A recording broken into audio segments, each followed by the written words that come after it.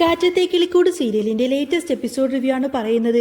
അങ്ങനെ നിധിയുടെ ബുദ്ധിപരമായിട്ട് ഇടപെടൽ കാരണം തന്നെ സുധീഷിനെയും സുഭാഷിനെയും ഒക്കെ പോലീസ് സ്റ്റേഷനിൽ നിന്നും ഇറക്കാൻ പറ്റുന്നുണ്ട്. കൃത്യസമയത്ത് പോലീസുകാരെയും കൂട്ടിക്കൊണ്ട് നിധി വീട്ടിലേക്കെത്തും. അവിടെ വെച്ച് സുനന്ദ തന്നെ കാര്യങ്ങളെല്ലാം തന്നെ വിളിച്ചു പറയാണ്. സുഭാഷേട്ടൻ യാതൊരുവിധ തെറ്റും ചെയ്തിട്ടില്ല, ഞാനാണ് എല്ലാ പ്രശ്നങ്ങൾക്കും കാരണമെന്ന് പറയും. ഇത് കേട്ടപ്പോൾ പോലീസ് സ്റ്റേഷനിൽ വെച്ച് SI സുനന്ദയുടെ അച്ഛനെ നല്ലവണ്ണം വിട്ടങ്ങ് പെരുമാറാണ്. തന്നെയൊക്കെ അച്ഛനെന്ന് വിളിക്കാൻ പറ്റുമോടാ? മക്കളുടെ ശാപമാണ് തന്നെയൊക്കെ പോലെയുള്ള അച്ഛന്മാരെ എന്നൊക്കെ അയാളുടെ മുഖത്ത് നോക്കി അങ്ങ് പറയാണ്. സ്വന്തം മകളെ കരുവാക്കിക്കൊണ്ട് ഇങ്ങനെ കളിക്കാൻ തനിക്ക് നാണമില്ലേ? കുടുംബക്കാർ തമ്മിലുള്ള പകക്ക് പെൺമക്കളെ ജീവിതം വെച്ച് കളിക്കാണോ എന്നൊക്കെ ചോദിക്കുമ്പോൾ അയാളൊന്ന് വിക്കി പോകുന്നുണ്ട്. സാറേ അത് പിന്നെ അയാൾ തുടങ്ങുമ്പോഴേക്കും ഇനി കള്ളപ്പരാതിയുമായി വന്നു കഴിഞ്ഞാൽ അകത്തിടുമെന്ന് SI താക്കീത് നൽകി. സുഭാഷ് അന്നേരം ഇടപെട്ടിട്ട് വേണ്ട സാറേ എന്ന് പറയുന്നുണ്ട്. എങ്കിലും അയാൾ ചെയ്തത് വലിയ തെറ്റിയെന്ന് തന്നെയാണെന്ന് പോലീസ് ഉറപ്പിച്ചു പറഞ്ഞു. വീട്ടിൽ കയറി സുഭാഷിനെ തല്ലിയതിനെക്കുറിച്ച് സുധീഷ് ചോദിക്കുമ്പോൾ ഞങ്ങളുടെ ഏട്ടനെ അടിക്കുമ്പോൾ ഞങ്ങൾ നോക്കി നിൽക്കണമെന്നായിരുന്നു സുധീഷ് ചോദിച്ചത്. എന്തായാലും ഇനി മോളെ ഇതിന്റെ പേരിൽ ഉപദ്രവിച്ചാൽ വിവരം അറിയുമെന്നും പറഞ്ഞ കൂടത്തിന് അയാളെ അവിടെ നിന്നും വിട്ടയക്കാണ്.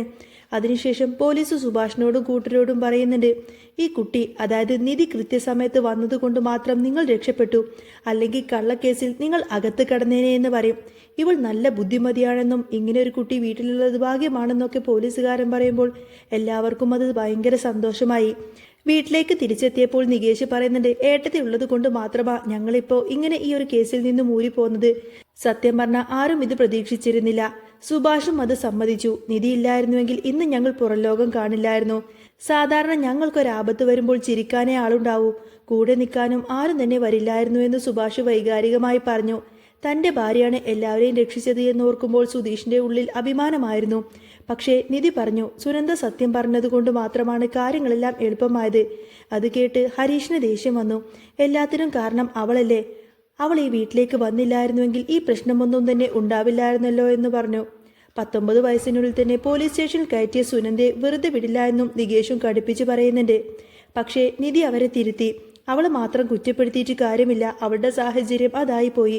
സുധീഷ് അപ്പോഴും നിധിയെ പുകഴ്ത്തുകയാണ്. നീ പറഞ്ഞതൊക്കെ ശരിയായിരിക്കാം, പക്ഷേ നീയാണ് പെർഫെക്റ്റ്. നീ വന്നതുകൊണ്ട് മാത്രമാണ് എല്ലാം ശരിയായത് എന്ന് അവൻ പറഞ്ഞു. ഇനി ഇതിന്റെ പേരിൽ ആരും വഴക്കിടണ്ട എന്ന് നിധി തീർത്തും പറഞ്ഞപ്പോൾ നികേഷ് ഒരു തമാശക്ക് ഉത്തരവ് എന്നും പറഞ്ഞു. എല്ലാവരും അങ്ങ് ചിരിക്കാണ്. അതോടുകൂടെ തന്നെ ആ ഒരു ടെൻഷൻ അങ്ങ് മാറിക്കിട്ടി. ഇതേ സമയം സുനന്ദയുടെ വീട്ടിൽ വലിയ പുകിലായിരുന്നു. അച്ഛനും അമ്മയും അമ്മാവനും കൂടിയിട്ട് അവളെ വളഞ്ഞിട്ടങ്ങ് ശകാരിക്കാണ്. ലളിത അവളെ അടുക്കാനൊക്കെ പോകുന്നുണ്ട്. നിന്നെ തല്ലിക്കൊല്ലാണ് വേണ്ടത് എന്ന് അച്ഛൻ ആക്രോശിച്ചു. നിനക്കൊരു നല്ല ജീവിതം ഉണ്ടാക്കിത്തരാൻ നോക്കുമ്പോഴാണ് നീ കണ്ടവന്റെ കൂടെ പോവുകയാണോ എന്നൊക്കെ ചോദിച്ചിട്ട് അയാൾ അങ്ങ് ദേഷ്യപ്പെടുകയാണ്. ലളിതയും വിട്ടുകൊടുത്തില്ല. ഏട്ടാ, ഇവളുടെ തല തിരിഞ്ഞു പോയതാണ്.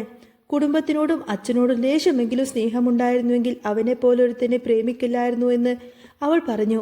പോലീസിന്റെ മുന്നിൽ വെച്ച് സുഭാഷേട്ടൻ ഒരു തെറ്റും ചെയ്തിട്ടില്ല എന്ന് വിളിച്ചു പറയാൻ നിനക്ക് എങ്ങനെ തോന്നി എന്ന് ചോദിച്ച് അവരവളെ വല്ലാതങ്ങ് ഭീഷണിപ്പെടുത്താണ്.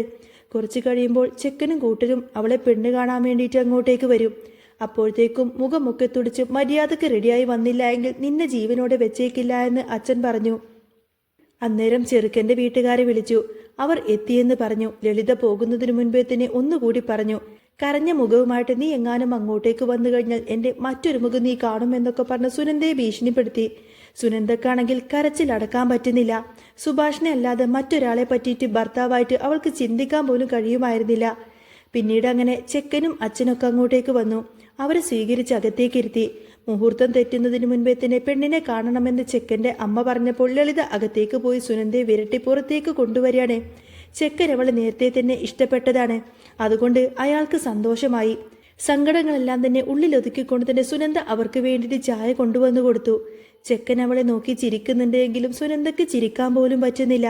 എന്താ പെണ്ണ് ചിരിക്കാത്തത് എന്ന് ചെക്കന്റെ അമ്മ ചോദിച്ചപ്പോൾ അത് അവർക്കിപ്പോൾ കല്യാണം വേണ്ട, പഠിക്കണം എന്നൊക്കെ പറയുന്നതിന്റെ കുഴപ്പമാണ് എന്ന് ലളിത കള്ളം പറഞ്ഞു. കല്യാണം കഴിഞ്ഞും പഠിക്കാമല്ലോ എന്ന് അവര് പറഞ്ഞപ്പോൾ സുനന്ദയുടെ അച്ഛനും അത് ശരിവെച്ചു. അവളെ അടുത്തിരുത്തി പഠിപ്പിനെ കുറിച്ചൊക്കെ അവര് ചോദിക്കുമ്പോൾ സുനന്ദ പേടിച്ചു വിറച്ച് ചുരുങ്ങിയ മറുപടികൾ മാത്രം നൽകി. ചെക്കൻ ലീവിന് വന്നതാണെന്നും വേഗം തന്നെ കല്യാണം നടത്തണമെന്നും അവര് പറഞ്ഞപ്പോൾ ഞങ്ങൾക്ക് സമ്മതമാണെന്നും അവൾ ഞങ്ങളുടെ ഏക മകളാണെന്നും പറഞ്ഞ് അച്ഛൻ അത് വാക്കുറപ്പിച്ചു. തന്റെ ജീവിതം കൈവിട്ടു പോകുന്നത് നോക്കി നിൽക്കാൻ മാത്രമേ അന്നേരം സുനന്ദക്ക് കഴിഞ്ഞുള്ളൂ. ഇതേ സമയത്തന്നെ നിധി സാന്ദ്രയെ കാണാൻ പോവാണ്. സുധീഷും കൂടെ ഉണ്ടായിരിക്കും. കോഫി ഷോപ്പിന് മുന്നിൽ വെച്ച് സാന്ദ്ര നിധിയെ കണ്ടതും കണ്ടതോടെ അങ്ങ് കെട്ടിപ്പിടിച്ചു. സുധീഷ് വിശേഷം ചോദിക്കുന്നുണ്ടെങ്കിലും സാന്ദ്ര വലിയ മൈൻഡ് ഒന്നും കൊടുക്കാതെ അകത്തേക്ക് പോയി. സുധീഷ് പുറത്തു നിൽക്കാമെന്ന് പറഞ്ഞപ്പോൾ നിധി അകത്ത് ചെന്ന് സാന്ദ്രയോട് സംസാരിച്ചു. അന്ന് നിന്റെ സർട്ടിഫിക്കറ്റ് കത്തിച്ചതും മറ്റും അറിഞ്ഞുകൊണ്ട് ചെയ്തതല്ലെന്നും അതിൽ ക്ഷമിക്കണമെന്നും സാന്ദ്ര പറഞ്ഞു. അതൊക്കെ പോട്ടെ എന്ന് നിധി ആശ്വസിപ്പിക്കുന്നുണ്ട്. കോഫി കുടിക്കുന്നതിൽ തന്നെ സാന്ദ്ര ചോദിച്ചു, നീ എങ്ങനെയാ സുധീഷിനെ പ്രേമിച്ച് കെട്ടിയത് എന്ന്. സൂര്യന്റെ കാര്യം എന്നോട് പറഞ്ഞിരുന്നല്ലോ എന്ന്. അപ്പോഴാണ് നിധി സത്യം തുറന്നു പറയുന്നത്. ഞങ്ങൾ തമ്മിൽ പ്രണയമൊന്നുമില്ല എന്നും അന്ന് സൂര്യനുമായിട്ടുള്ള വിവാഹം നടക്കാതിരിക്കാൻ വേണ്ടിയിട്ടാണ് സുധീഷിനെ കൂട്ടുപിടിച്ചതാണെന്നും പക്ഷേ സാഹചര്യം കൊണ്ട് പോലീസ് സ്റ്റേഷനിൽ വെച്ച് വിവാഹം നടന്നു പോയതാണെന്നും നിധി വിവരിച്ചു. നിയമപരമായി വിവാഹം രജിസ്റ്റർ ചെയ്തു എന്ന് കേട്ടപ്പോൾ സാന്ദ്ര വല്ലാതങ്ങ് ഞെട്ടിപ്പോയി. ഒരു താലി മാത്രമായിരുന്നുവെങ്കിൽ കുഴപ്പമില്ലായിരുന്നു. ഇതിപ്പോൾ രജിസ്റ്റർ ചെയ്ത സ്ഥിതിക്ക് പെട്ടെന്ന് ഡിവോഴ്സിന് നോക്കണമെന്നും താമസിക്കും തോറും ആ വീടുമായി നിനക്ക് അടുപ്പം കൂടുമെന്നും സാന്ദ്ര അവളെ ഉപദേശിച്ചു. പരസ്പര സമ്മതത്തോടെയാണെങ്കിൽ കാര്യങ്ങളെല്ലാം തന്നെ എളുപ്പമാവുമെന്നും സാന്ദ്ര പറഞ്ഞു കൊടുത്തു. നിധിക്ക് അത് കേട്ടപ്പോൾ എന്ത് പറയണമെന്നറിയില്ലായിരുന്നു. നിനക്ക് പഠിക്കാനോ ജോലിക്ക് പോകാനോ ഒക്കെ ഞാൻ കൂടെ നിൽക്കാമെന്നും ആധാർ കാർഡും മറ്റൊക്കെ ശരിയാക്കി തരാമെന്നും സാന്ദ്ര ഉറപ്പ് നൽകി. വലിയൊരു മാനസിക വിഷമത്തോടു കൂടിയാണ് നിധി അവിടെ നിന്നും ഇറങ്ങുന്നത്. ഇതെങ്ങനെ സുധീഷിനോട് പറയുമെന്നോർത്തുകൊണ്ട് തന്നെ നിധി ആകെ വിഷമിച്ച് നിൽക്കുകയാണ്. തനിക്ക് ഡിവോഴ്സ് വേണമെന്ന് പറഞ്ഞാൽ സുധീഷ് അത് എങ്ങനെ ഏറ്റെടുക്കും?